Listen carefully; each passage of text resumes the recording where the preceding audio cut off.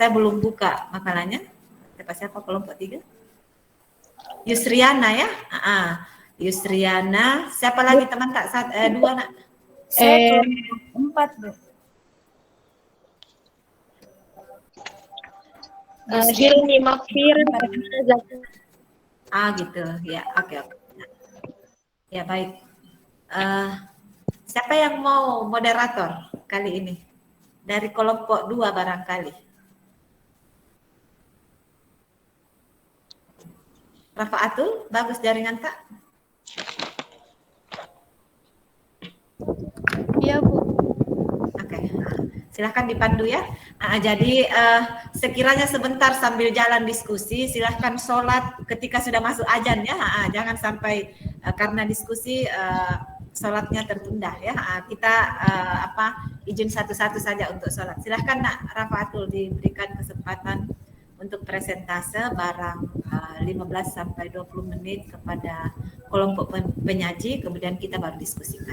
Silahkan. Baik, bismillahirrahmanirrahim. Assalamualaikum warahmatullahi wabarakatuh. Waalaikumsalam warahmatullahi wabarakatuh. Baik, saya langsung saja untuk mengefisiensikan waktu. Nah, hari ini kita akan melakukan presentasi untuk kelompok 3. Materinya adalah model pengolahan informasi dan strategi yang dibutuhkan siswa untuk belajar. Nah, saya persilahkan kepada kelompok 3 untuk melakukan presentasi.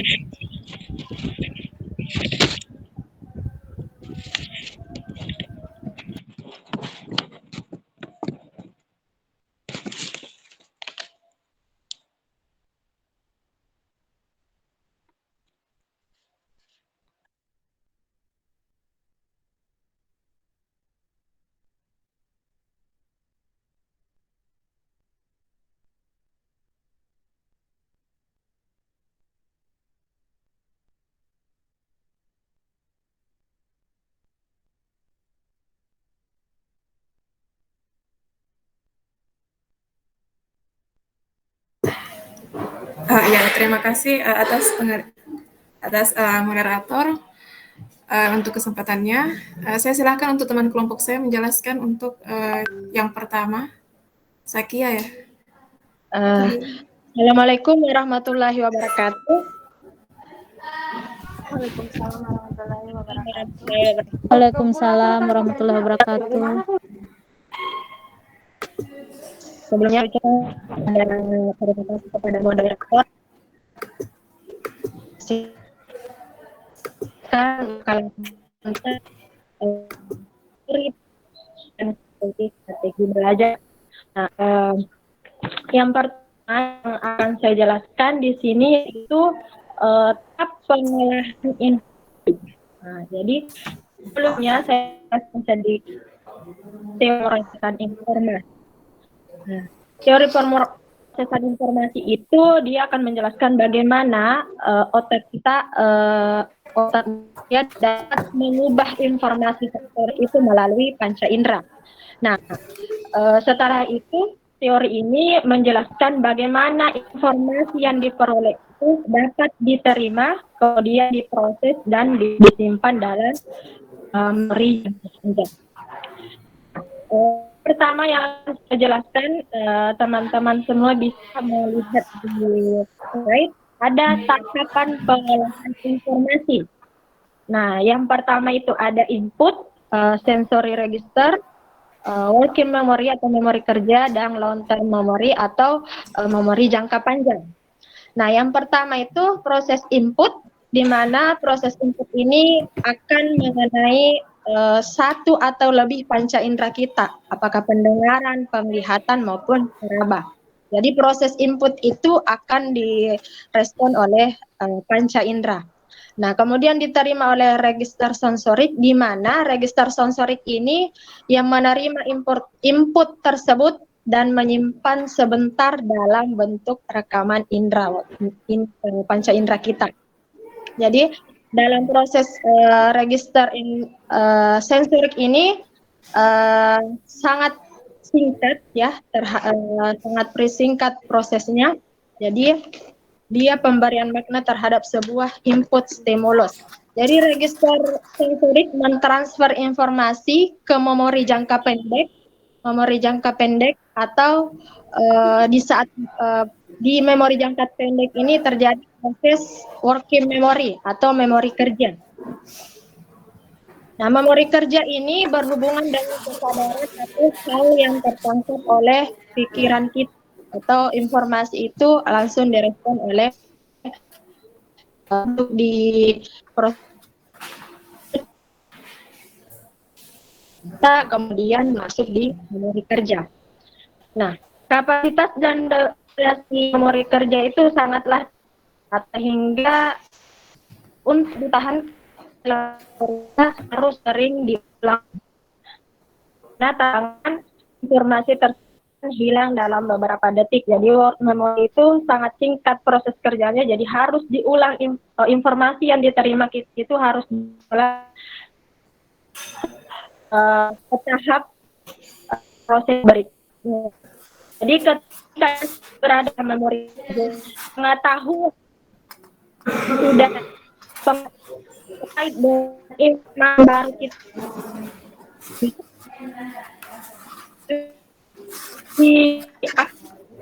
baru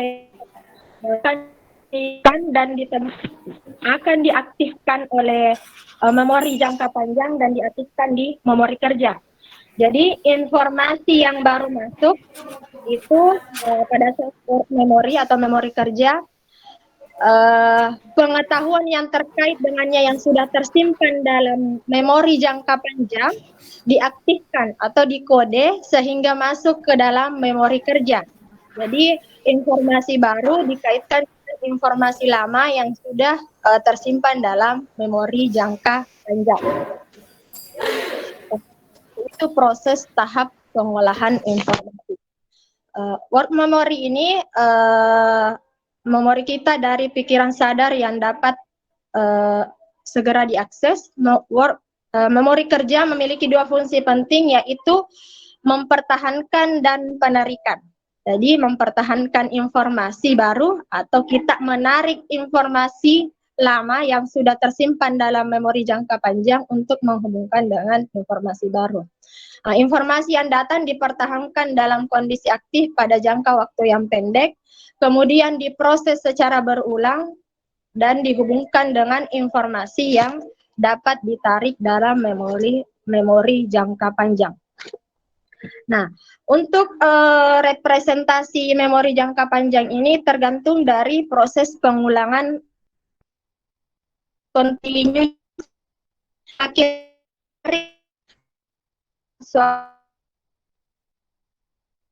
semakin kuat informasi cepat dalam memori jangka panjang. Jadi kalau semakin informasi besar, dia juga akan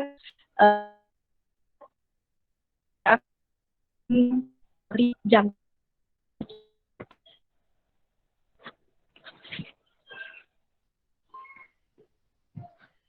Jadi untuk kita sebagai seorang guru untuk memperlancar proses pembelajaran, kita harus membantu siswa untuk menghubungkan informasi baru dengan pengetahuan yang ada di memori siswa. Intinya mengulang materi apa yang penting untuk dijelaskan sehingga dia bisa menarik informasi yang sudah tersimpan dalam pikiran didik sehingga mereka bisa menghubungkan informasi baru yang dia terima. Mungkin itu sedikit yang bisa saya jelaskan tahap pengolahan informasi, nanti bisa kita lanjutkan melalui proses diskusi. Selanjutnya adalah pengaplikasian pemrosesan informasi dalam pembelajaran yang akan dijelaskan oleh Ibu Fitriani. Kepadanya saya silahkan.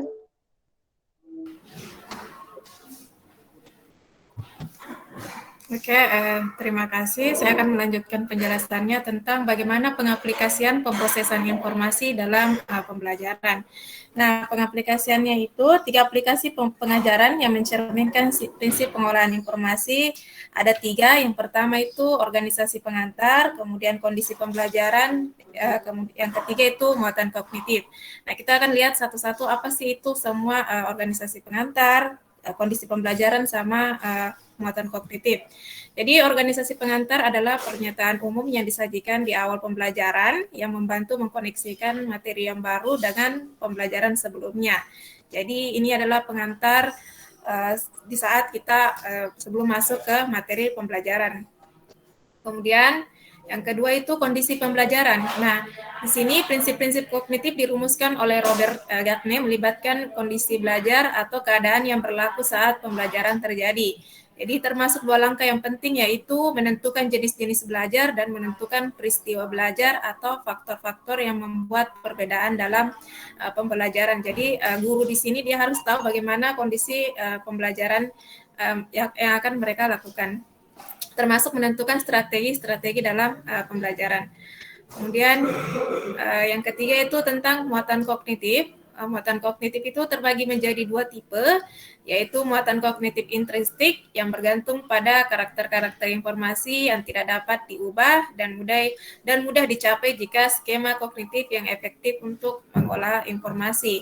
Kemudian yang tipe kedua yaitu adalah muatan kognitif ekstrinsik yang disebabkan oleh cara materi disajikan oleh aktivitas-aktivitas yang perlu dimiliki oleh siswa. Nah, untuk sementara hanya sampai di situ yang bisa saya jelaskan untuk pengaplikasian pemrosesan informasi dalam pembelajaran. Untuk selanjutnya, penjelasan selanjutnya akan diteruskan oleh teman kelompok saya.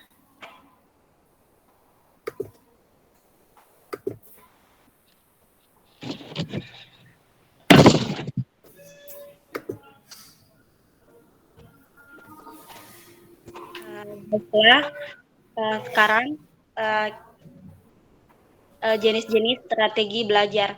Jadi jenis-jenis strategi belajar ini ada 4. Nah, saya akan membahas 2 di antara 4 itu. Yang pertama adalah strategi mengulang yang paling dasar. Nah, strategi ini seperti mengulang dengan pelan dan keras informasi yang ingin informasi secara terus-menerus akan membantu peserta didik dalam mempertahankan informasi. Dalam strategi mengulang ini ada beberapa cara dalam strategi ini. Yang pertama itu menggarisbawahi hal-hal yang penting. Nah, hal ini sangat membantu peserta didik menemukan informasi yang relevan dari pembelajaran sehingga peserta didik untuk melakukan pengulangan dan penghafalan secara cepat dan efisien. Dan yang kedua itu catatan pinggir peserta didik, yaitu melingkari kata-kata yang tidak dimengerti oleh peserta didik, memberi nomor, mengurutkan hal-hal penting, mengidentifikasi kalimat yang membingungkan, serta catatan-catatan yang harus diketahui oleh peserta didik. Nah, ini membantu peserta didik untuk ada pokok informasi masih secara spesifik, hal kode-kode atau simbol-simbol. Kemudian yang kedua itu strategi elaborasi. Nah, strategi elaborasi ini adalah proses penambahan rincian terhadap materi sehingga informasi yang berupa materi itu akan menjadi lebih bermakna, yaitu dengan menghubungkan informasi baru dengan informasi yang telah diketahui oleh peserta didik sebelumnya. Nah, pada strategi elaborasi ini ada 3 jenis, ada 3 cara pada strategi ini. Yang pertama adalah pembuatan catatan. Pembuatan catatan itu seperti membuat catatan yang berisi ide-ide dari pelajaran. Didik akan lebih banyak menyisihkan waktu untuk memahami materi dengan merangkum poin-poin dan ide-ide penting. Kemudian yang kedua itu ada analogi, yaitu membandingkan metode pelajaran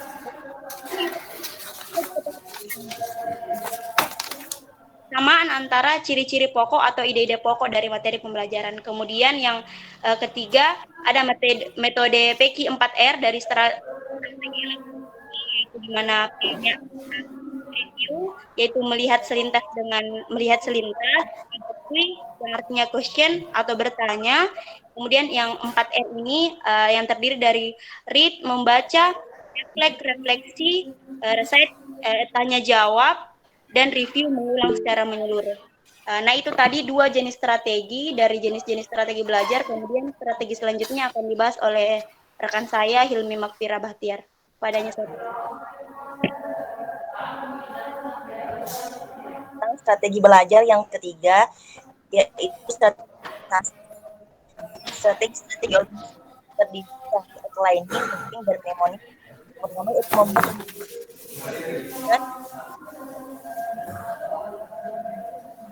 yang ide utama dari informasi yang dibaca. Nah, keefektifan dari strategi ini bergantung dari bagaimana metode ini digunakan.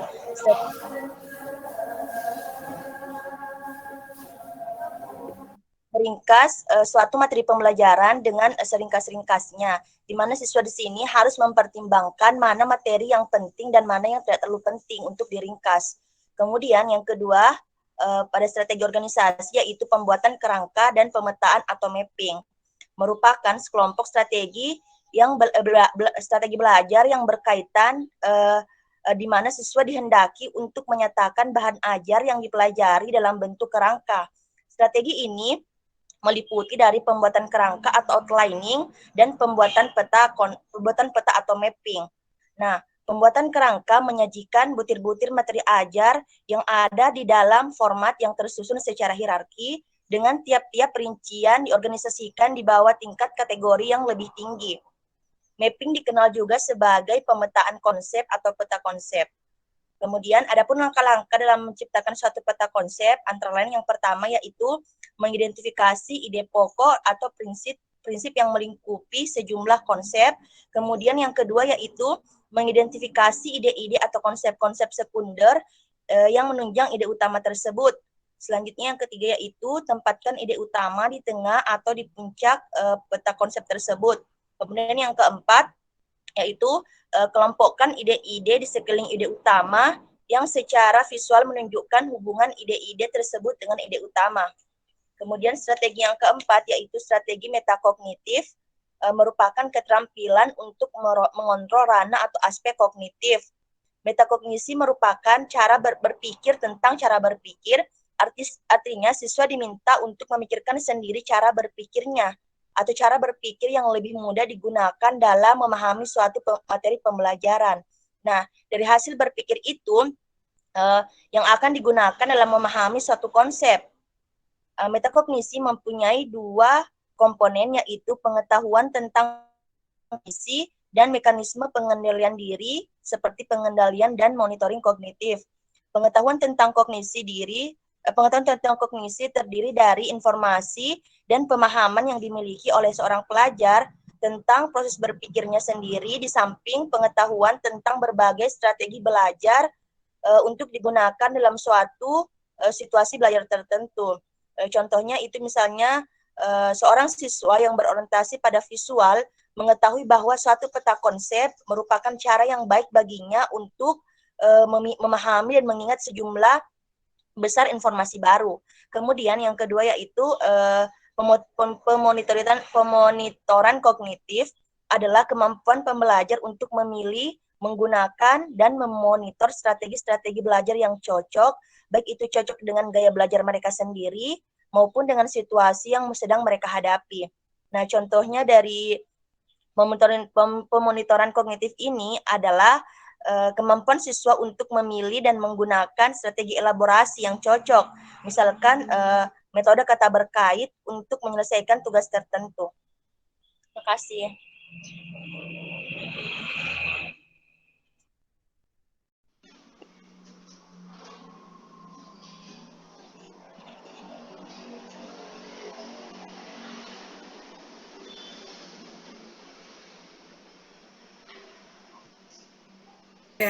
Jadi yang terakhir itu ada kesimpulannya di sini tentang teori-teori pengolahan informasi adalah menekankan transformasi dan aliran informasi melalui sistem kognitif. Kemudian sistem strategi pembelajaran adalah suatu kegiatan pembelajaran yang dilakukan oleh guru dengan tujuan proses pembelajaran berlangsung di kelas dapat mencapai tujuannya.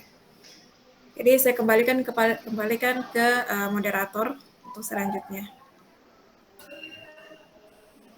Baik, terima kasih kepada kelompok 3 atas presentasi materinya. Untuk memulai diskusi, saya harap setiap kelompok mempunyai satu pertanyaan. Dari kelompok 1 mungkin. Ya, saya Alim.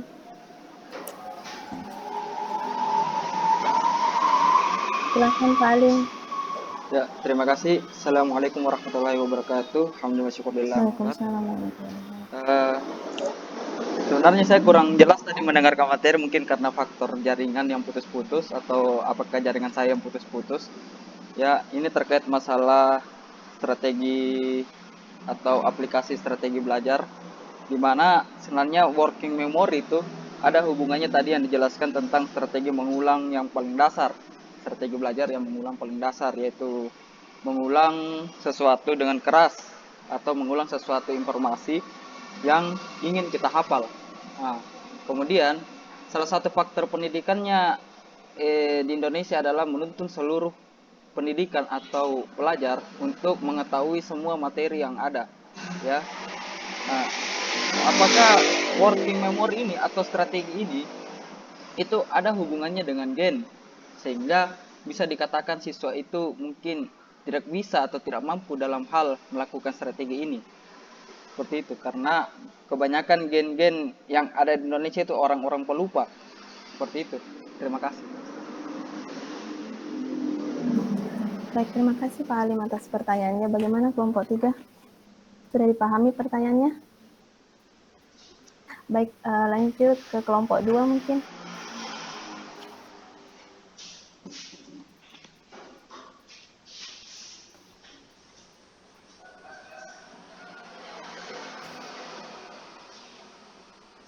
Kelompok 2 ada pertanyaan? Kelompok berapa tadi, Alim?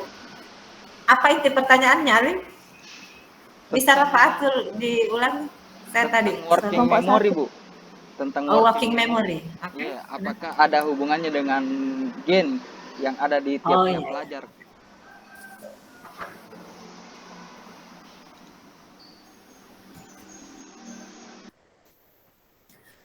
Baik, bagaimana kelompok wakilnya Rafaatul ya? Jadi kan intinya 3 pertanyaan ya. Oke. Iya, Bu. Baik, Bu, mungkin saya dari kelompok 2. Baik, silakan Nurul. Ini Kak, tadi saya ingin bertanya tentang apakah dalam pengolahan informasi itu ada macam-macam untuk perkiraan umur, maksudnya umurnya, perbedaan umur, apakah juga memiliki pengolahan informasi yang berbeda untuk dalam penyampaiannya untuk kepada siswa ataupun murid, gitu Bu. Baik, terima kasih Nurul atas pertanyaannya. Bagaimana kelompok 3? Dipahami? Oke, kita lanjut ke kelompok 4.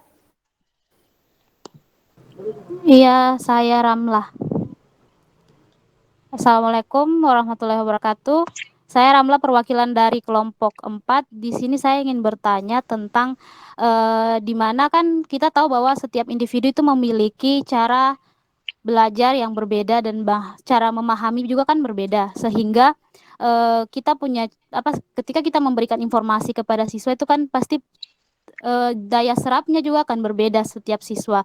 Nah, yang ingin saya tanyakan, apakah ada cara yang bisa kita lakukan sebagai seorang guru sehingga terjadi pemerataan penerimaan informasi dan seberapa penting sistem pemerolehan informasi di dalam dunia pendidikan?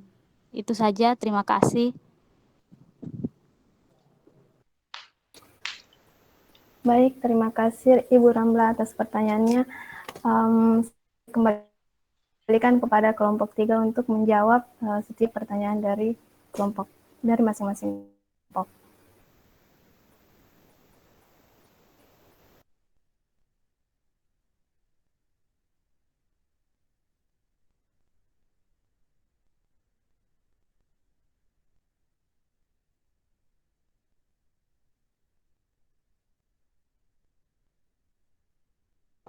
Mohon maaf sebelumnya, itu yang tadi Kak Ramlah, pertanyaan kedua, kan 2 pertanyaan, pertanyaan keduanya boleh diulangi Kak, minta tolong. Seberapa penting Kak, apa tadi? Seberapa penting sistem pemerolehan informasi di dalam dunia pendidikan? Banyak Pak. Ya.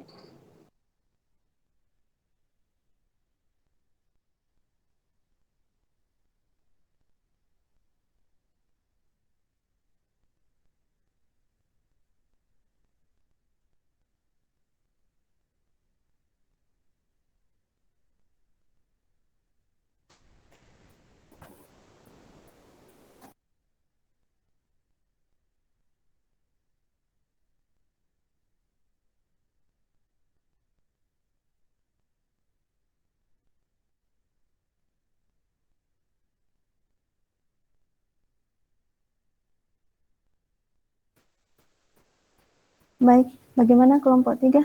Atau kita kasih waktu dulu beberapa menit?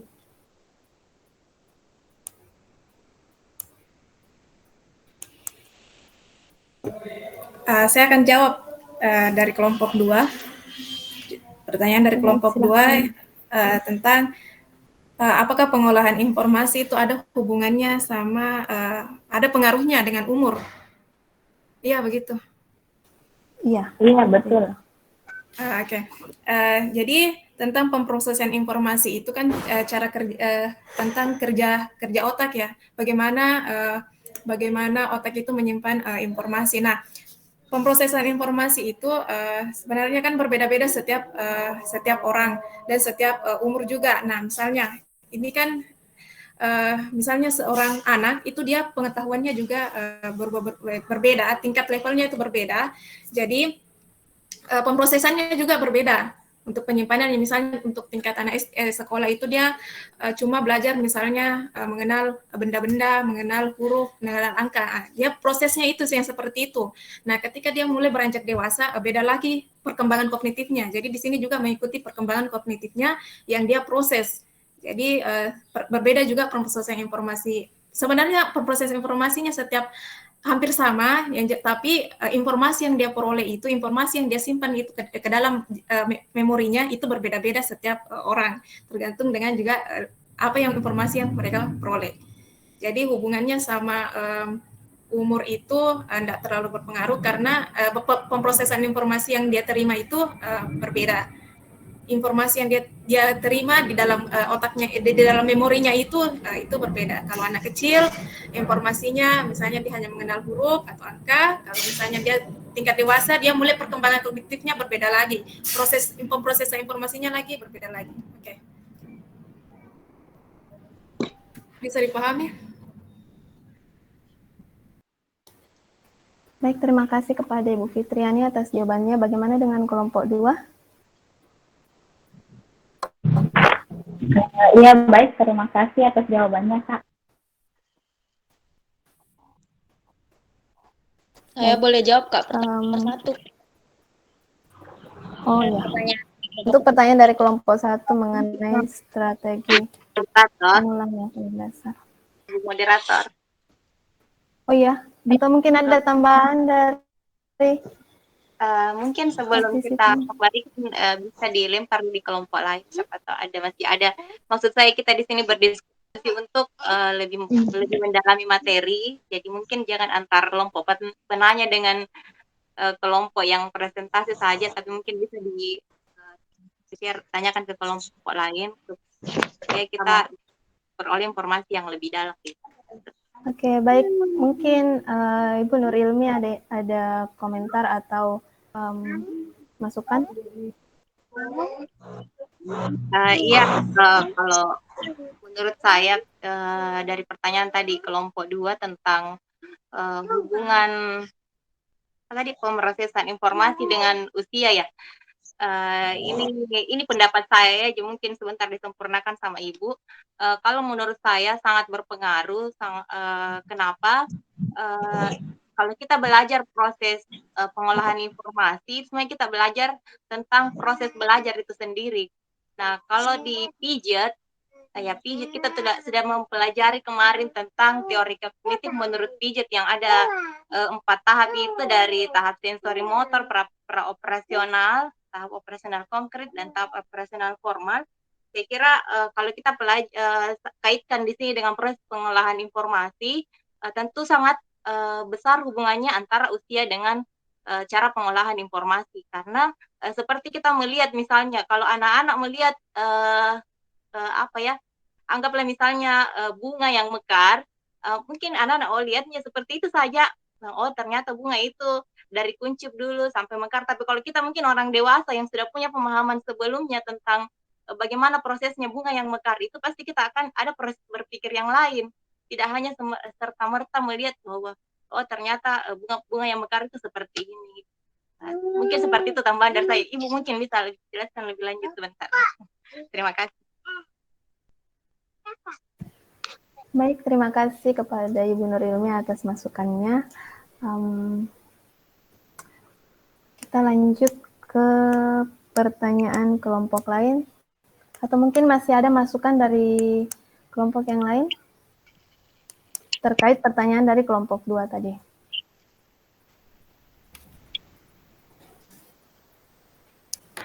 Sudah ada yang mau menjawab kah? Atau kita selesaikan dulu ini? Nah, kita bahas sedikit.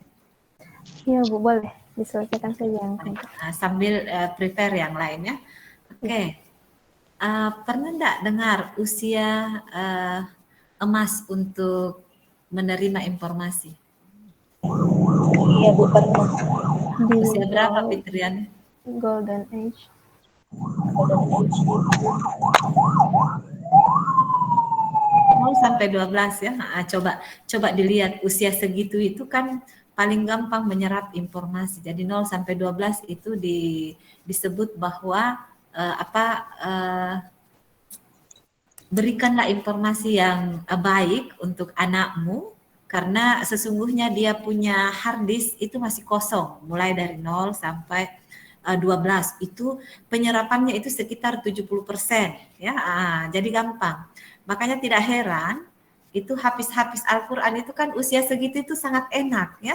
Kenapa? Karena ibarat hard disk, dia masih kosong, gampang diisi. Ya dah.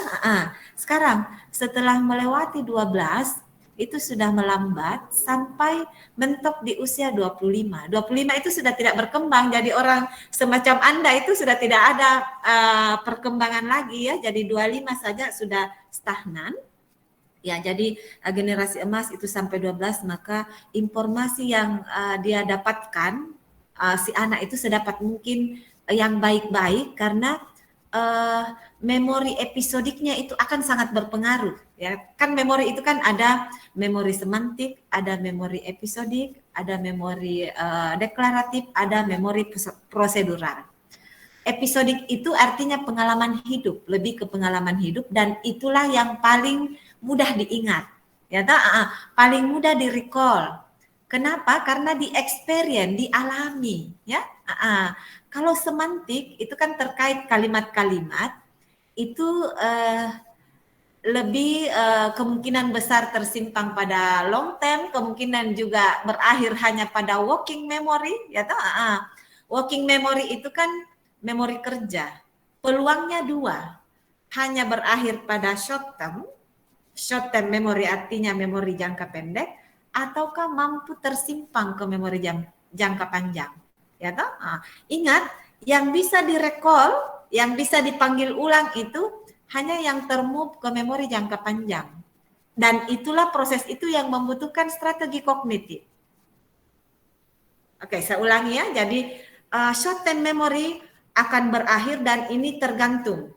Ketika misalnya Anda sering main gadget, sering melihat WA, itu kan membuat overload kita punya kognitif ya. Itu akan mudah, resitasinya tentu berbeda antara orang yang aktif bersosmed dengan yang tidak, karena kan justru lebih gampang masuk itu informasi-informasi yang tidak terkait dengan semantik katakanlah kekimiaan dibandingkan yang lain. Kan rata-rata isinya WA kan episodik, ya toh, pengalamannya si Anu, oh si Anu ada di sana, ya toh, itu kan about experience semua. ya. Kalau deklaratif kan about apa, prosedural terkait bagaimana.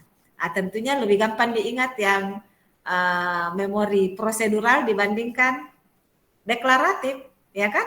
Karena dia kan doing, ya kan? Jadi memori terkait perolehannya itu terkait prosedur bagaimana memperoleh itu. Kalau deklaratif kan tentang apa, ya? Oke. Jadi ketika kita usia 25, meski kita mau memperlebar kita punya hard disk sudah tidak bisa, ya. Makanya dikatakan lebih gampang kita beresitasi, mengalami lupa, ya, mengalami lupa. Usia-usia yang di atas 25 itu kan sudah mulai melambat, ya, dan tidak bisa lagi di-up, dia punya memori kerja sudah sampai di situ, ya, maka gampang terdelete, ya. Jadi saya kira tadi kalau kita mengatakan tidak berpengaruh usia, justru sangat berpengaruh, ya, justru sangat berpengaruh usia. Tetapi sekali lagi penyerapan informasi itu kan setiap orang berbeda, setiap orang berbeda. Maka guru itu peranannya penting, bagaimana membuat informasi yang ditransfer itu bermakna. Karena kebermaknaan itu bisa membuat peserta didik menyimpannya pada long term memory, ya. Long term memory itu ada beberapa kognitif yang dikemukakan, katakanlah ya, disuruh menghafal golongan 1A, butuh jembatan keledai, itu kan strategi rehearsal, strategi mengulang, atau mungkin dibuat dalam lagu, ya, terserah. Saya kira itu saja yang saya perlu berikan penguatan-penguatan, tapi perlu dicatat bahwa neuroscience sekarang ini sudah sangat gemilang, atau mengingat kita perlu perhatikan kita punya peserta didik, bagaimana caranya supaya betul-betul bisa termove ke memori jangka panjang dengan berbagai strategi kognitif yang tentunya mengakomodasi dia punya keinginan, ya, keinginannya kan generasi Z sekarang memanfaatkan gawai, ya, memanfaatkan teknologi, tidak lagi seperti kita dulu yang hanya pakai catatan pinggir, pakai ringkasan, ya, mereka tidak keren kalau dia sekarang, ya, generasi Z, ya. Oke, saya kira dilanjut dulu, nanti kita tambahkan lagi, ya. Baik, terima kasih Ibu atas tambahan materinya. Nah, kami lanjut ke kelompok 3 untuk menjawab pertanyaan dari kelompok 1 dan kelompok 4. Baiklah Kak, saya akan mencoba menjawab pertanyaan dari kelompok 1. Yang pertanyaannya tadi, apakah berkaitan antara gen dengan kemampuan peserta didik mengingat atau lupa dengan suatu materi yang diberikan. Baiklah, jadi perlu ditekankan bahwa kekuatan mengingat itu, daya ingat adalah komponen yang paling penting dalam suatu proses pembelajaran. Jadi banyak biasa peserta didik yang sangat mudah lupa dengan materi pembelajarannya yang telah diajarkan, bahkan mungkin pada saat sudah diajarkan pada saat itu juga langsung dilupakan. Nah, itu terjadi karena peserta didik itu menyimpan materi, menyimpan informasi yang telah diajarkan itu hanya pada sampai di short term memory. Biasanya itu terjadi karena kurang ketertarikan peserta didik terhadap materi tersebut. Kemudian kemampuan mengingat peserta didik itu dipengaruhi oleh faktor internal dan faktor eksternal. Nah, faktor internalnya itu seperti intelijensi peserta didik, kondisi fisik, kemampuan peserta didik dalam memproses informasi itu berkaitan dengan ini tadi, intelijensinya peserta didik. Kemudian faktor eksternalnya itu seperti lingkungan tempat terjadinya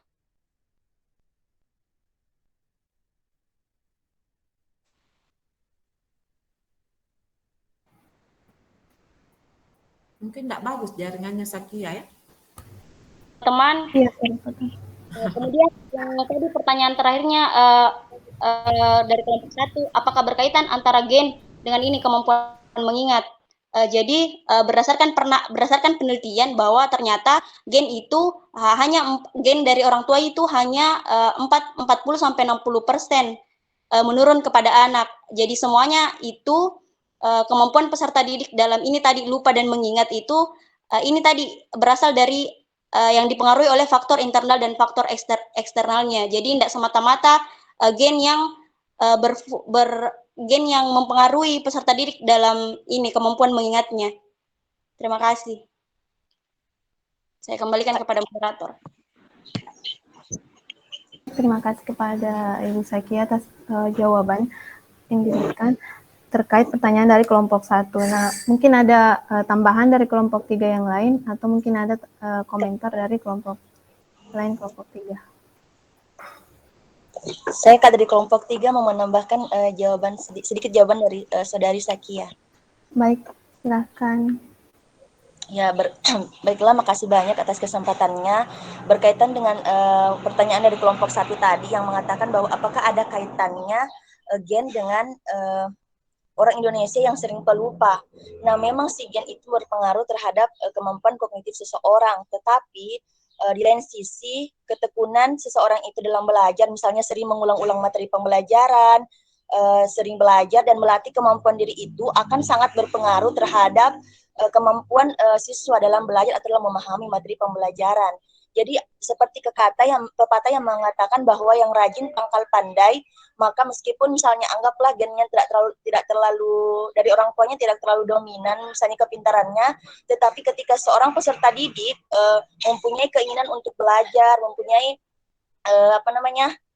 kemampuan untuk memonitor dirinya agar rajin belajar dan rajin mengulang materi-materi pembelajaran, maka menurut saya itu gen tidak terlalu memiliki peranan yang penting dalam menentukan cerdas tidaknya seseorang, tetapi lebih dipengaruhi oleh dirinya sendiri dalam belajar atau mengulangi materi pembelajaran. Terima kasih, Kak.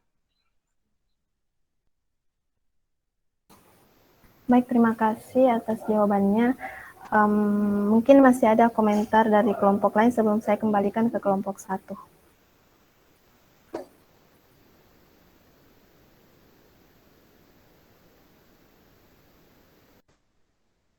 Atau komentar kelompok 1 bagaimana? Pertanyaannya Alim ini ya?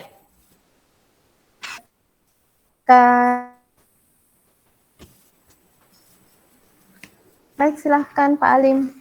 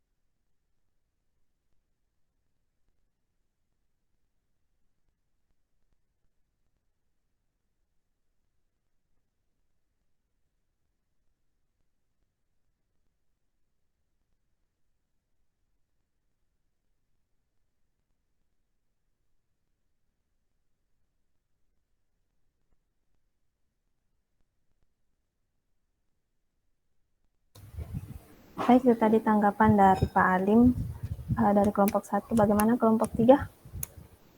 Saya mau menambahkan lagi. Silakan. Baiklah, terima kasih atas kesempatannya. Seperti yang tadi dijelaskan sama Kak Ali, mengatakan bahwa di keluarganya itu banyak hafiz Quran yang ketika misalnya dia menambah hafalan, maka hafalan sebelumnya dilupakan. Nah, karena saya juga pernah tinggal di rumah tahfiz dan pernah menghafal, maka hal tersebut merupakan suatu pengalaman untuk saya. Jadi memang dalam menghafal itu, khususnya Al-Quran itu, diperlukan banyak-banyak murojaah.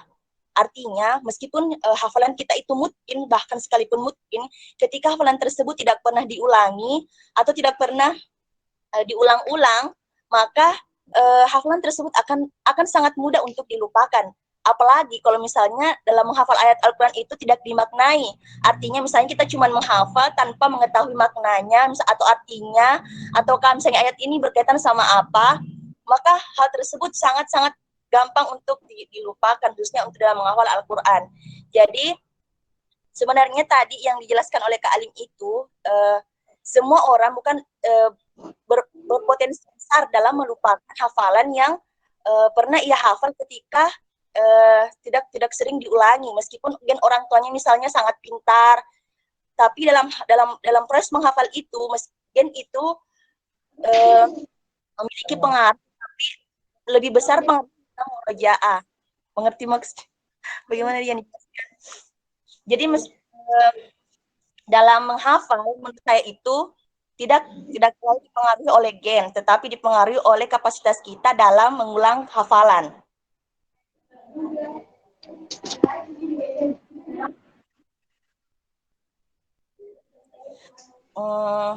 Bisa jadi ada faktornya. Menurut saya ada sedikit cepat masuknya hafalan itu tergantung dari gen, tetapi lebih banyak dipengaruhi oleh pengulangan atau pengulangan.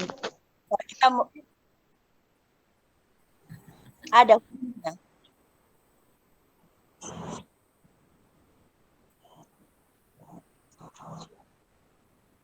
ya Kak, ada hubungannya, tetapi karena kan secara teori memang gen itu berpengaruh, tetapi lebih besar pengaruhnya itu pengulangan. Jadi saya itu pendengaranku tadi saya kira game online, ternyata gen ya. Betulan, karena boleh jadi kan berhubungan ya. Kan saya tadi sholat ya toh, baru saya ini gen ya, genetik ya, genetik. Okay. Faktor genetik.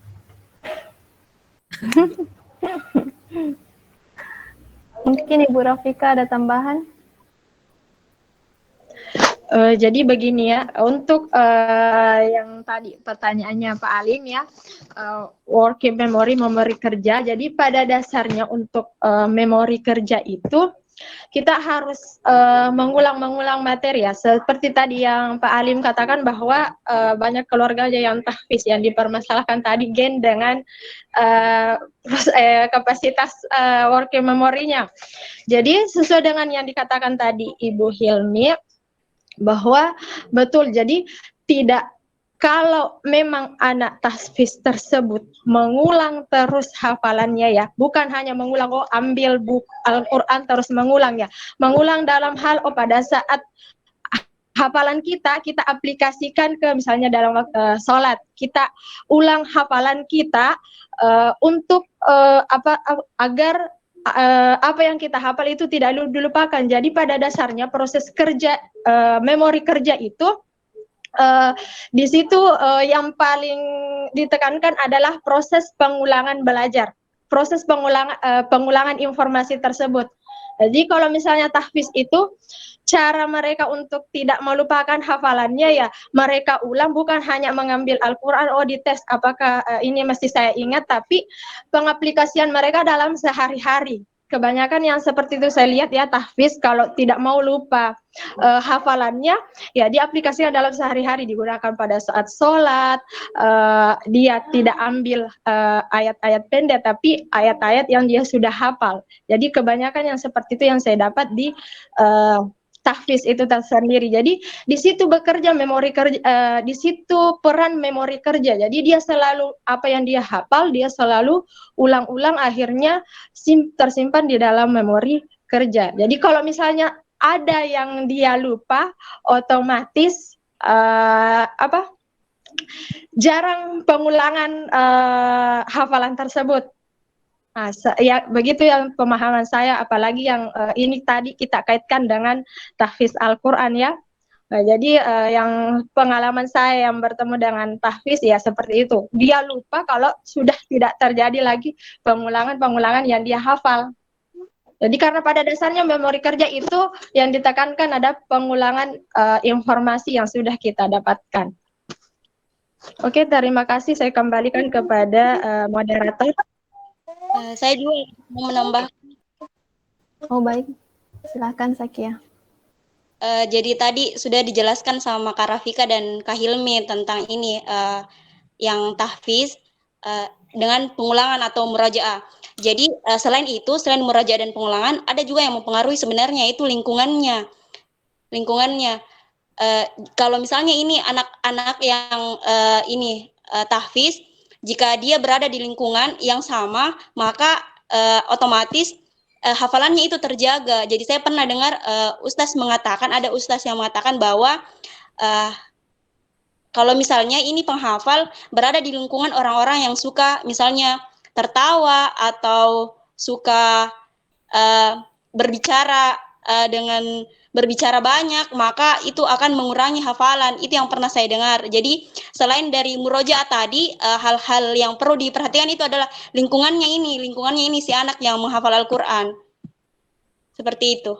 Saya kembalikan kepada moderator. Baik, terima kasih atas jawaban dari kelompok 3. Mungkin masih ada tambahan dari kelompok lain? Kalau saya mencermati dari apa yang diskusikan hari ini, saya kira sangat menarik. Dan kalau saya mengambil kesimpulan bahwa benar ada hubungannya antara gen dengan cepatnya pemrosesan informasi. Nah, dihubungkan tadi dengan hafalan, tahfiz. Saya kira Ibu tadi sudah menyampaikan bahwa kita sebagai guru perannya adalah melihat di mana misalnya anak-anak kita lambat, bagaimana supaya informasi yang kita sampaikan itu tersimpan pada long term memory jangka panjang. Jadi bagaimana supaya tersimpan di memori jangka panjang. Bagi orang dewasa seperti kita, mungkin kita sebenarnya sudah bisa menentukan sendiri, oh saya gaya belajarnya seperti ini supaya tersimpan, oh saya mungkin harus bikin peta konsep. Sebenarnya kita sendiri sudah bisa, tapi mungkin di ranah SD sampai SMA itu kita sebagai guru masih harus memberikan tips-tips belajar yang supaya bagaimana agar materi yang kita sampaikan itu tersimpan di long term memory mereka. Nah, dalam hal ini tadi mengenai seringnya mengulang, saya sepakat bahwa saya percaya satu hal, bahwa ketekunan itu kalah dengan kecerdasan. Itu saya itu. Jadi kalau saya memang saya support dengan orang yang tekun, karena orang yang tekun itu bisa mengalahkan orang yang cerdas kalau mereka tidak pernah mengulang-mengulang. Saya kira seperti itu. Terima kasih. Iya, saya tadi terkecoh ya, saya tambahkan sedikit. Oke, jadi kalau IQ ya, kecerdasan itu memang ada garisnya, ada kromosom yang mengontrol itu, genetik. Ya, tetapi ketika kita bicara working memory itu kan banyak yang mempengaruhi. Jadi sebelum tersave ke long term, itu kan memori kerja kita itu kapasitasnya terbatas. Coba saya tanya dulu kelompok 3. Working memory itu idealnya berapa lama di situ? 20 sampai 40 detik, Bu. Ya, sangat sebentar kan? 20 sampai sekian detik saja di memori kerja, itu kemudian move ke short term. Ya, short term. Di short term ada syaratnya, ketika siswa itu punya atensi, jadi ada dulu kata atensi, ada perhatian terhadap informasi yang dia terima, informasi itu boleh pengetahuan atau apa, itu kemungkinan bisa termove ke memori jangka panjang. Tapi ketika tidak ada atensi, tidak ada perhatian, syarat utama dulu itu tersimpan ke long term adalah ada atensinya si anak. Ya, jadi makanya itu kita selalu melakukan persepsi, motivasi di bagian awal. Tujuannya apa?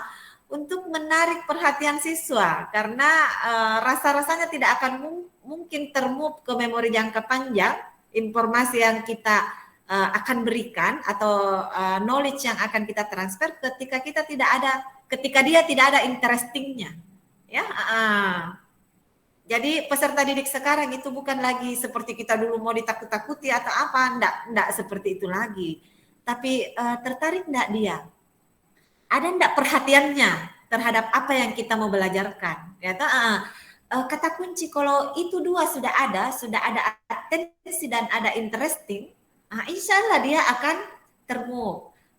Proses transfer knowledge itu akan terjadi. Ya, jadi kita kan harapkan di samping ada transfer knowledge, ada transfer karakter. Ya kita kan ini harus mengakomodasi kurikulum 2013. Ya, jadi itu tadi perlu atensi. Jadi yang berpengaruh dari gen itu adalah IQ, kecerdasan. Kalau working memory itu depend on student, sangat tergantung oleh siswa. Katakanlah ya pembelajaran daring sekarang ini, ada saya punya teman itu dosen biologi, dia mengatakan anak saya itu di layar, on kameranya tetapi tangannya pakai gawai main game. Makanya tadi saya bilang game kayak ini atau gen, ternyata gen ya. Itu maksud saya. Kenapa itu terjadi? Karena mungkin gurunya tidak tidak ada rasa interestnya, tidak ada atensinya untuk materi itu ya. Jadi di bagian pendahuluan itu memang sudah dikemas sedemikian rupa supaya gurunya itu membuat ada ketertarikan ya di bagian motivasi. Ini loh bermanfaat ya. Bedakan andragogi. Kalau seperti kita ini kan Bapak Ibu kan sudah andragogi ya meski kita tidak giring-giring tapi cobalah saya kasihan itu kemarin anak PPG guru SMP lagi setengah matinya itu Ibu begini-begini enggak mau dia perhatikan. Saya bilang cobalah kemas bagaimana. Katanya ya beda lah Bu, Ibu menghadapi mahasiswa yang otoritasnya katakanlah lebih ini, apalagi kalau SMP dengan SMA kan ada kadang-kadang campur tangan harus dituntaskan ya itu kan membuat mereka sudah sulit untuk idealisme ditegakkan. Itu kan kadang-kadang juga seperti itu, siswa menjadi ogah-ogahan karena itu tadi ya. Jadi dua kata kunci untuk termove ke long term itu mesti peserta didik punya rasa interesting dan ada perhatian ya, atensinya. Oke, dan Farid gen itu berpengaruhnya bukan terhadap working memory tetapi dari sisi IQ-nya ya. Tetapi saya sepakat Hilmi Rafika dengan Sakia pendapatnya kalau untuk menghafal itu kan sesungguhnya sudah ada di long term. Kalau sudah pernah dihafal, jadi dia di recall-nya itu butuh strategi kognitif. Salah satunya menurut Rafika sering murajaah. Hilmi ya tadi murajaah. Murajaah itu kan mengulang, ya. Bahkan kalau di rumah tahfiz itu kan satu hari kau harus murajaah 3 juz. Kalau misalnya dia sudah sampai 10 juz, supaya besoknya 3 juz lagi, nanti kan dia lupa lagi yang 1, 2, 3. Ya, karena itu tadi, ya mesti harus di recall, ya. Tetapi sudah gampang kalau sudah sampai di long term itu tinggal di recall. Tetapi begitu 1 bulan kita tidak ulangi, ya boleh jadi terjadi lupa. Resitasi manusia berapa lama yang normal? Kelompok 3? 1 pekan untuk yang working memory-nya padat ya, 1 pekan ya. Makanya itu untuk pengujian reliabilitas tes retest kan 1 pekan ya. Untuk yang jarang beraktivitas di media sosial ya mungkin sampai 10 hari atau 2 pekan masih bisa ya. Tetapi untuk generasi seperti kita ini semua yang tiap hari melihat informasi di televisi lah, di sosmed dan sebagainya, itu paling lama 1 pekan ya. Oke. Ya, jadi working memory itu tadi dikatakan temannya hanya sekian menit ya, enggak lama. Oke, masuk di short term. Short term itu paling lama berapa? Short term, Hilmi? Short term memory?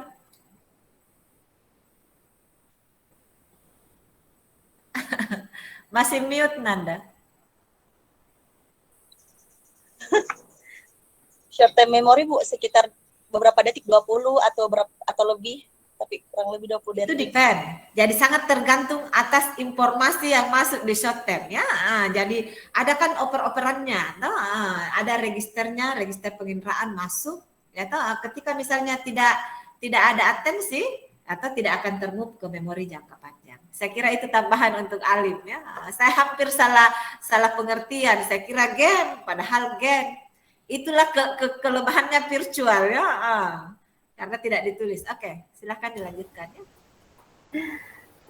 Baik, terima kasih atas komentar-komentar yang sudah ditambahkan. Nah, sekarang kita akan ke pertanyaan kelompok 4. Mungkin kelompok 3 sudah ada yang siap untuk menjawab.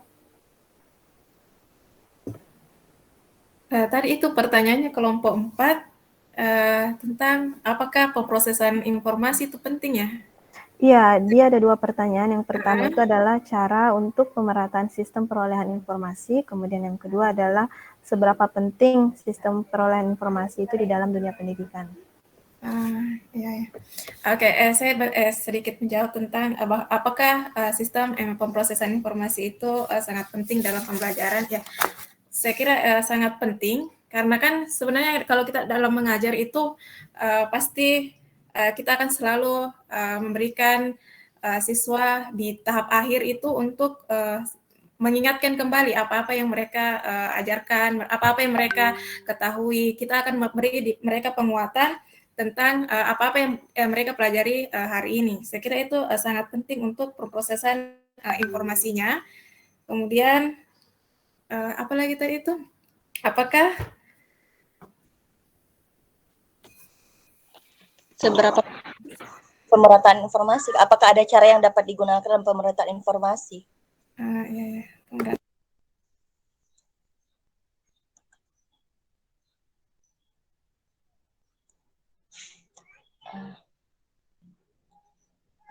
Jadi untuk kamu Ilmi mau tambahkan? Iya Kak, Juan silakan jawab dulu Kak, nanti saya tambahkan. Ada yang saya tambahkan tapi Juan.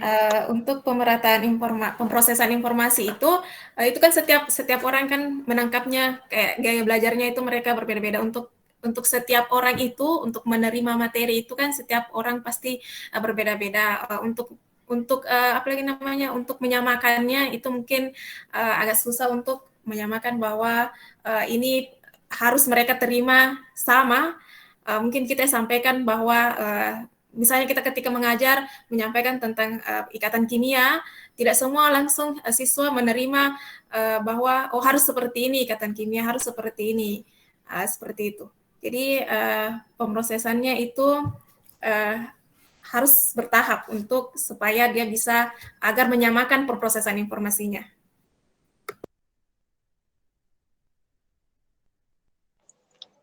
Oke. Bisa saya tambahkan. Silakan. Kak moderator Kak Rifa dulu Kak. Ada mungkin sama Kak. Malam kita moderatornya deh. Baik, mungkin kamera karena mau menguji lagi makan dulu. Silakan. Ya, kembali dulu ke moderator. Silahkan kepada kelompok 3 jika masih ingin ada yang ditambahkan. Baiklah, terima kasih atas kesempatannya. Mengenai pertanyaan Kak Ramla tadi, saya ulang pertanyaannya di Kak.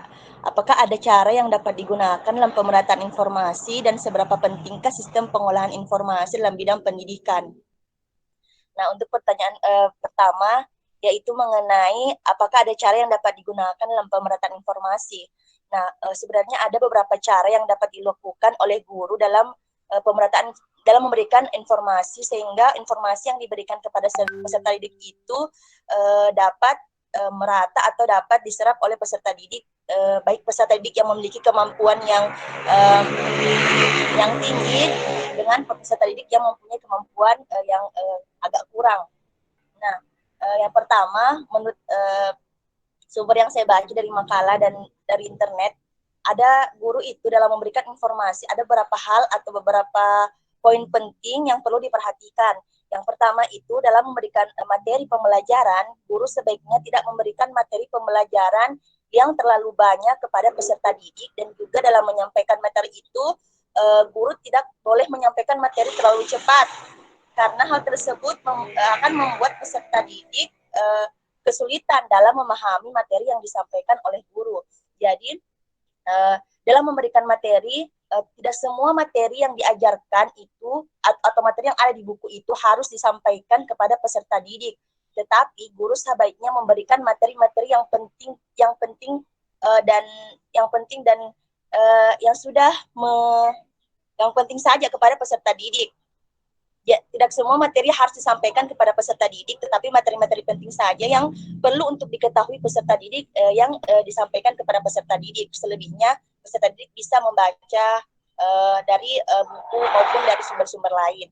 Kemudian dalam memberikan informasi juga guru tidak boleh juga memberikan informasi yang terlalu cepat, atau proses penyampaian informasinya itu tidak boleh terlalu cepat.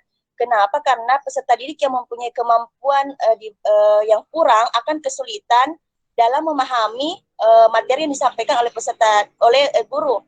Begitupun dengan peserta didik yang mempunyai kemampuan di atas rata-rata juga mungkin akan kesulitan. Kemudian poin kedua yaitu dalam memberikan informasi itu sebaiknya guru juga menggunakan media yang mencakup 3 aspek, yaitu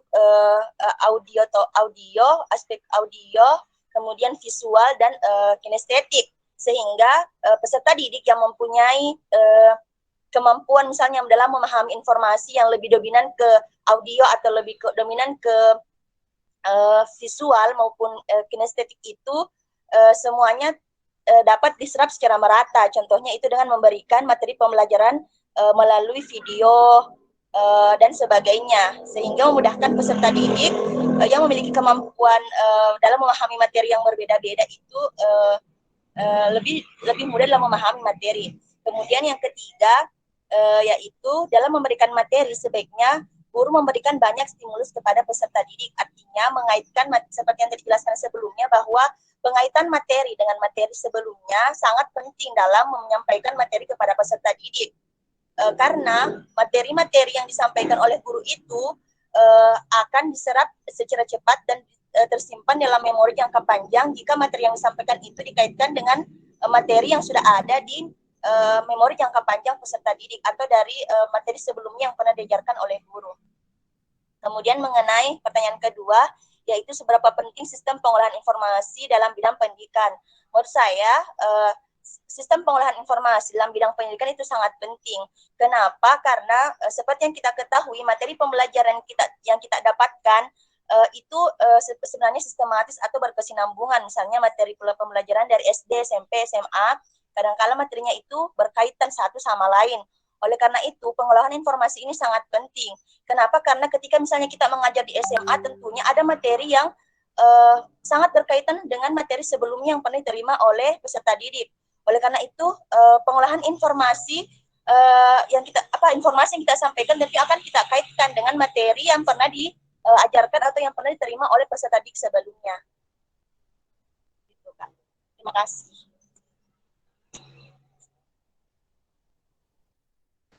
Baik, terima kasih atas jawaban dari kelompok 3. Sebelum saya kembalikan ke kelompok 4, mungkin masih ada komentar atau tambahan dari kelompok 3 yang lain atau kelompok lain.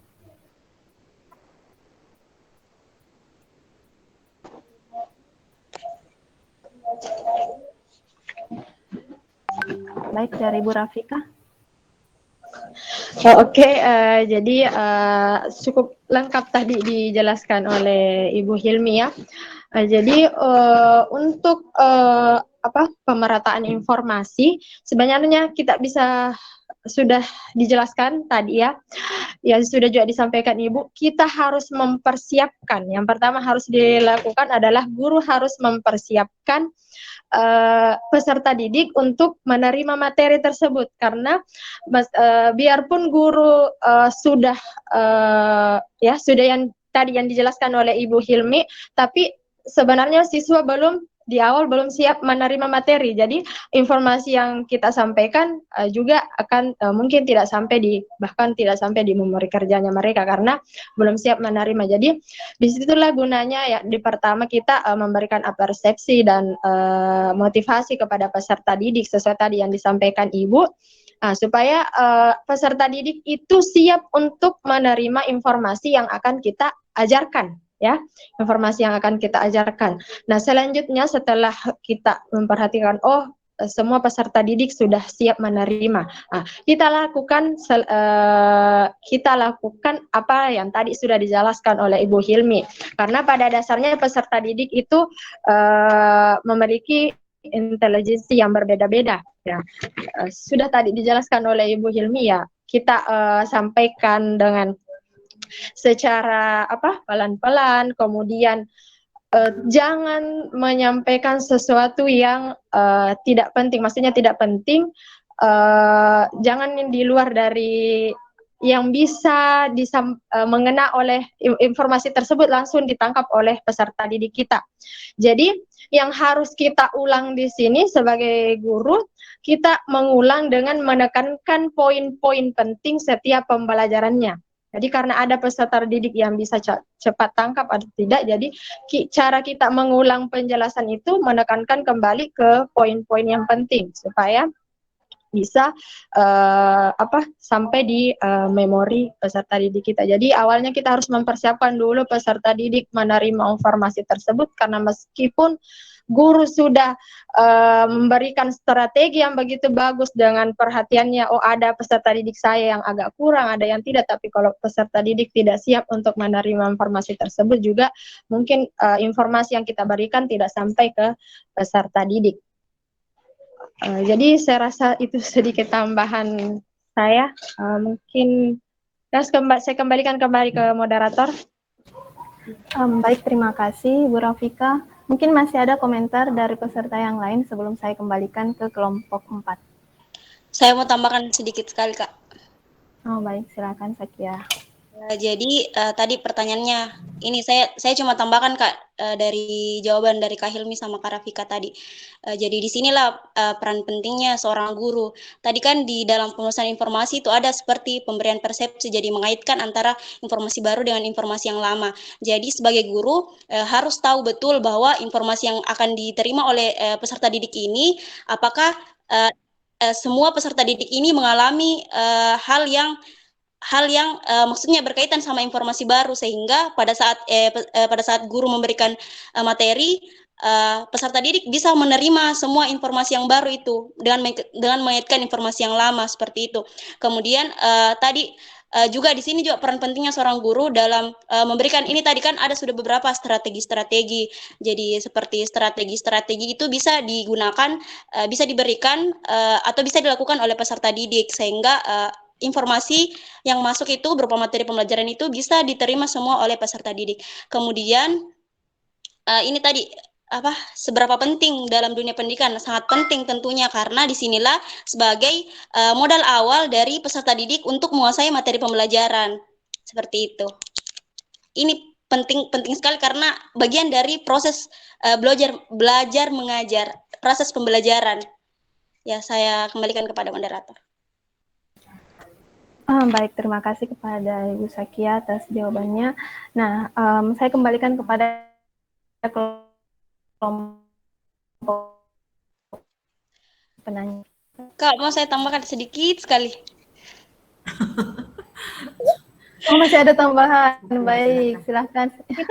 Yang untuk meratakan informasi juga, karena sudah pernah dijelaskan oleh kelompok sebelumnya dan Ibu juga sudah jelaskan kalau misalnya yang paling penting yang harus kita ketahui adalah mengenal peserta didik dulu, bagaimana, apakah dia ada di tahap visual, audio visual. Jadi kalau misalnya ada peserta didik mungkin yang berada di bawah rata-rata, ada yang di atas. Nah, ini tadi gunanya peserta didik yang di atas sebagai tutor sebaya bagi teman-temannya, supaya informasi yang masuk itu bisa merata dalam proses pembelajaran. Terima kasih. Kak, saya bisa tambahan sedikit. Maaf Kak, baru muncul di kameranya tadi. Nanti dari kok. Ya, mungkin tambahan sedikit. Kayaknya kalau dari yang saya dengar tadi semuanya mungkin sudah dirangkum dalam RPP dari seorang siswa itu apapun yang terjadi harus menerima materi. siap tidak siap, karena dia sudah tahu bahwa kalau sudah mulai sekolah berarti dia harus siap untuk menerima materi.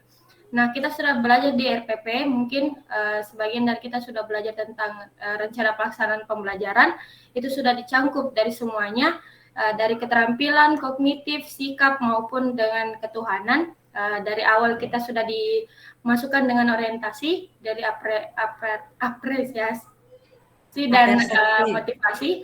Setelah itu ada kegiatan inti, dan setelah itu ada penutup. Jadi pintar-pintarnya bagaimana guru menetapkan model, metode, ataupun strategi yang digunakan untuk bagaimana siswa menerima dengan gampang, menerima dengan cepat, tanpa ada salah paham.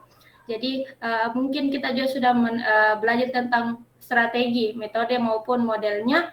Kalau misalnya kita melihat dari siswa yang kita ajar adalah aktif dalam diskusi, jadi kita bisa mengambil metode ataupun model yang pas untuk metode diskusi dengan bantuan media, dalam artian bisa dalam visual, video maupun audio. Jadi pintar-pintarnya guru, karena siswa itu hanya menerima bagaimana masukan dari kita, bagaimana pembelajaran dari kita. Setelah itu dia yang mengolah sendiri apa maksud dari pembelajaran yang kita belajar dari hari ini. Jadi pintar-pintarnya guru dalam mengolah RPP, media, metode, dan model yang akan digunakan. Itu mungkin dari saya, terima kasih. Baik, terima kasih atas tanggapan dari Bu Nur Fitriani. Bagaimana dengan kelompok 4? Apa masih ada yang mau ditanggapi terkait pertanyaannya? Sudah, kayaknya sudah cukup banyak jawaban. Iya, Bu, pertanyaannya saya. Baik. Mungkin closing statement sedikit ya. Jadi sudah banyak pendapatnya teman-teman, dan itu perlu kita jadikan modal. Yang sudah jadi guru dijadikan suplemen, yang belum jadi guru dijadikan bahan untuk ini. Tetapi ada catatan saya ya. Mungkin ini sulit kita terapkan untuk daring, tetapi ketika luring nanti libatkanlah siswa secara psikis dan fisik, psikis dan fisik, jadi mental dan fisiknya. Kita kan kimia sangat bisa untuk terlibat secara fisik dalam proses penemuan konsep. Jadi bukan lagi istilahnya reception learning, bukan lagi ya, tetapi bagaimana dia construction, mengkonstruksi konsep. Jauh lebih mudah dia recall ketika dia terlibat secara fisik, karena itu terkait dengan memori prosedural. Kan ada prosedur-prosedur ya. Ketimbang misalnya itu dia hanya dengarkan, kemudian dia ulangi. Prosedural itu sangat dekat dengan memori semantik, sangat gampang dia recall. Oh iya, pada saat saya dulu praktek tentang sifat-sifat koloid, saya menyenter begini, oh iya ternyata terjadi hamburan. Dia akan mudah merecall, karena secara fisik dia terlibat. Dia tidak hanya mendengarkan, dia tidak hanya melihat, tetapi dia doing. Nah, itu juga lebih gampang. Jadi dari sisi keefektifannya jauh lebih efektif ketika dia terlibat dua-duanya ketika proses konstruksi konsep, mental dan fisik. Kemudian yang perlu juga diakomodasi adalah karakteristik generasi Z. Tidak mungkin generasi sekarang itu betah diceramai 20 menit. Lewat dari itu sudah tidak ada konsentrasinya. Maka butuh strategi lain. Mungkin kita perlu berikan dia project. Makanya sekarang itu kan hanya 2 pilihan. Kalau enggak PBL, PJBL. Supaya dia akan lebih enak. Apapun itu silahkan suruh dia bikin project. Apalagi kalau kita suruh anak-anak itu bikin video, senang dia itu. Apapun dia akan upayakan. Itu kan sudah terlibat secara fisik. Terlibat secara fisik. Jadi misalnya kita punya laboratorium masih sangat mini, suruh dia bikin project mini di rumahnya. Itu akan lebih mudah dia komunikasikan. lebih mudah dia presentasikan baik dengan temannya maupun dengan gurunya, ya. Itu saya kira. Jadi di samping kita ingin menanamkan adanya HOT, ada S-nya di belakang, skillnya, keterampilannya. Jadi kan kalau hot tidak ada S-nya itu hambat. Ya, yang kita harapkan kan hot. S itu kan hal berbeda dengan psikomotorik, bukan perilaku sesungguhnya, tetapi dia lebih ke keterampilan, ya. Oke, saya kira itu tambahan sedikit untuk diskusi kita. Tetapi ada beberapa saya kirim itu strategi kognitif. Strategi itu sesungguhnya untuk memudahkan dalam memahami dan memecahkan masalah. Ya, jadi ada memahami, ada memecahkan masalah. Jadi yang memahami itu seperti menggarisbawahi, membuat catatan pinggir, membuat rangkuman, kemudian membuat peta konsep. Itu strategi-strategi kognitif yang dipakai dalam memahami konsep. Tetapi untuk memecahkan masalah, itu strateginya lain lagi. Ada berpikir mundur, ada berpikir maju, kemudian ada penggunaan gambar, ya. Ada di situ beberapa. Itu penelitiannya Prof. Nurdin itu. Kemudian kemarin waktu workshop kita diberikan tugas untuk mengimplementasikan di masing-masing mata kuliah. Maka saya berpikir, oh iya, ada juga bagusnya. Tetapi sekali lagi disesuaikan dengan karakteristik peserta didik, ya. Disesuaikan dengan karakteristik peserta didik. Apakah ini strategi masih cukup bisa diterapkan, ya toh? Ada kemarin artikel saya baca, ini mungkin bisa menjadi inspirasi tesis Bapak Ibu. Sekarang itu peserta didik proporsi yang berada pada gaya belajar kinestetik itu di atas 70%. Ya, untuk generasi sekarang, peserta didik yang berada di level SMP dengan SMA, hasil penelitiannya mengatakan lebih dari 70% itu berada pada kinestetik. Artinya apa? Meski dia dalam keadaan bergerak, ya toh, dia sesungguhnya bisa. Kalau orang visual itu kan harus melihat, duduk tenang, ya toh. Sekarang malah kinestetik itu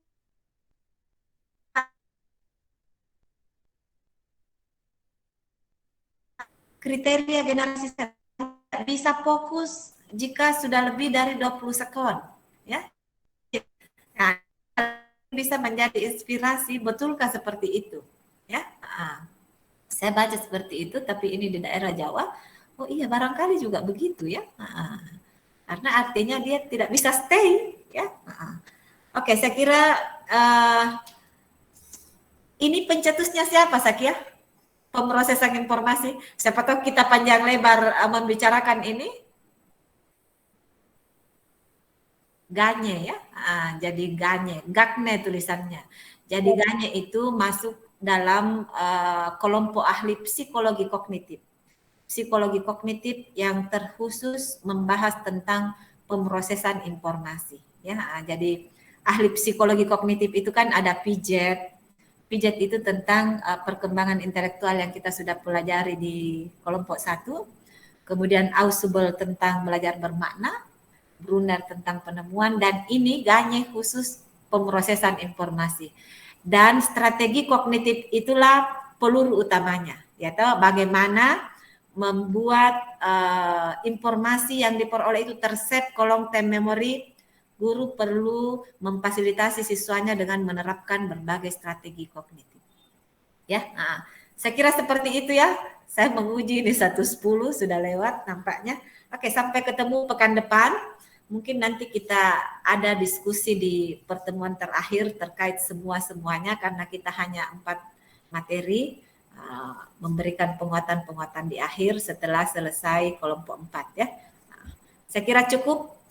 Oke, saya akhiri, ya. Assalamualaikum warahmatullahi wabarakatuh. Waalaikumsalam warahmatullahi wabarakatuh. Waalaikumsalam warahmatullahi wabarakatuh. Terima kasih, Bu.